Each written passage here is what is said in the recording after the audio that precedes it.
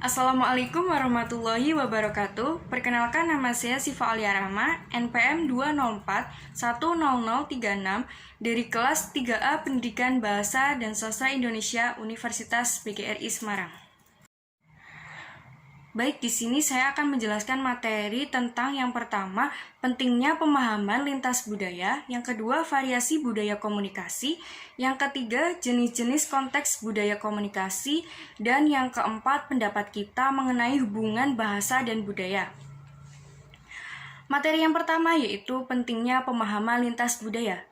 Di era globalisasi saat ini, dunia seakan sedang menyusut, sehingga intensitas kita untuk terhubung dengan orang maupun budaya asing akan menjadi lebih tinggi.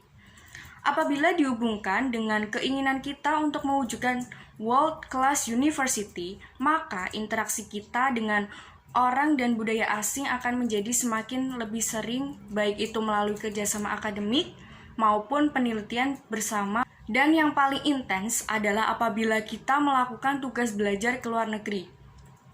Pemahaman terhadap budaya lain sangat perlu karena kurangnya pengetahuan budaya berperan pada penggunaan bahasa komunikasi yang tidak pantas. Faktor perbedaan budaya seseorang juga bisa menyebabkan orang tersebut terlihat tidak toleran terhadap orang dan budaya berbeda.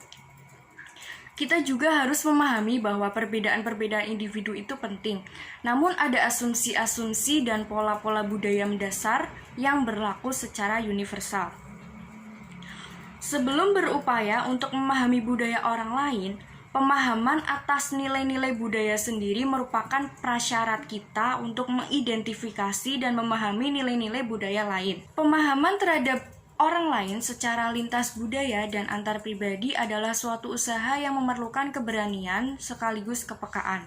Kemudian materi yang kedua yaitu variasi komunikasi antar budaya. Komunikasi antar budaya adalah suatu proses mengirimkan dan menerima pesan antar orang-orang yang latar belakang budayanya dapat membawa mereka mengartikan tanda-tanda verbal dan nonverbal dengan cara yang berbeda. Beberapa hal yang harus diperhatikan dalam variasi komunikasi antar budaya antara lain yang pertama yaitu komunikasi verbal. Dalam komunikasi verbal, pilihan kata yang digunakan dapat mempengaruhi baik tidaknya komunikasi kita. Meskipun di suatu daerah, kata-kata yang digunakan dianggap normal, ada kemungkinan di tempat lain kata-kata tersebut dianggap kurang sopan atau kasar. Sehingga ada kemungkinan akan menyebabkan ketersinggungan. Volume dan nada suara juga sangat berpengaruh terhadap keberhasilan komunikasi kita. Volume suara yang keras bisa menandakan ketegasan, yang lemah berarti kurang tegas. Nada suara tinggi secara umum dianggap seperti marah dan lain sebagainya.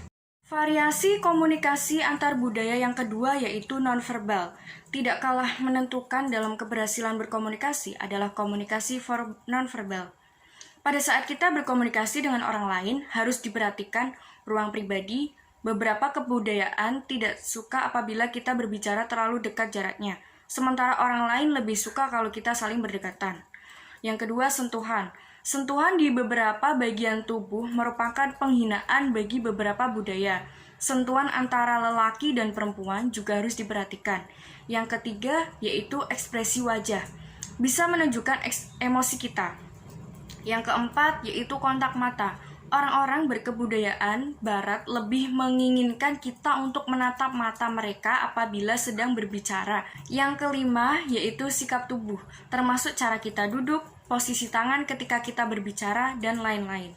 Kemudian hal-hal yang berkaitan dengan variasi komunikasi antar budaya, yaitu culture shock atau geger budaya, adalah suatu hal yang juga perlu kita perhatikan ketika seseorang, termasuk dosen, akan melakukan studi lanjut ke luar negeri.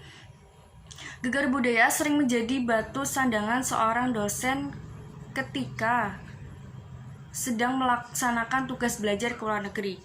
Culture shock seringkali dianggap sebagai hal yang wajar bagi sebagian besar orang. Namun hal tersebut tidak boleh dianggap remeh karena dapat memicu timbulnya depresi akut.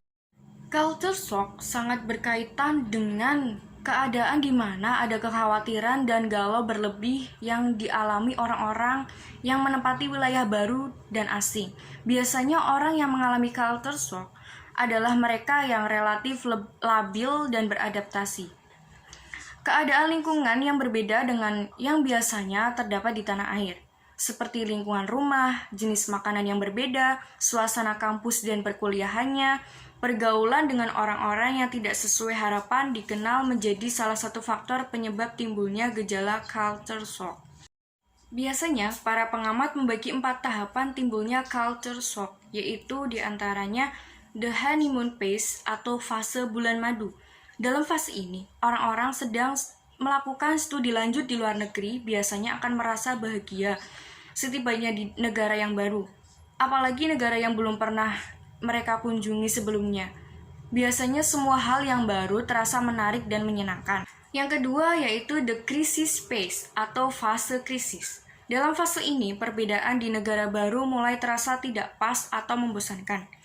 Hal yang tidak pas ini biasanya berupa makanannya, kesulitan mencari makanan yang sesuai dengan lidah, kesulitan mencari bahan makanan yang halal, dan lain sebagainya.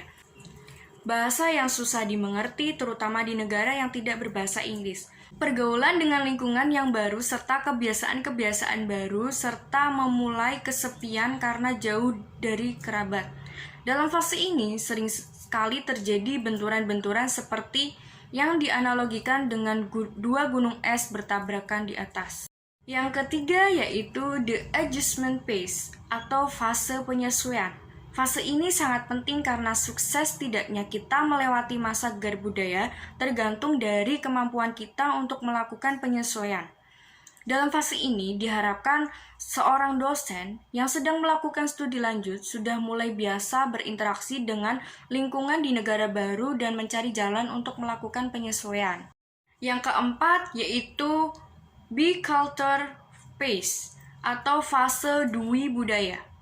Setelah sukses melewati fase-fase sebelumnya, dosen yang studi lanjut di luar negeri akan mengalami fase ini. Yang bersangkutan sudah biasa merasakan nyaman hidup dengan 2 kebudayaan sekaligus, atau bisa menyesuaikan. Meskipun demikian, harus ada keseimbangan antara memahami kebudayaan asing tanpa meninggalkan identitas kita sebagai bangsa Indonesia. Kemudian materi yang ketiga yaitu jenis-jenis konteks budaya komunikasi. Ada beberapa konteks komunikasi budaya di dunia ini.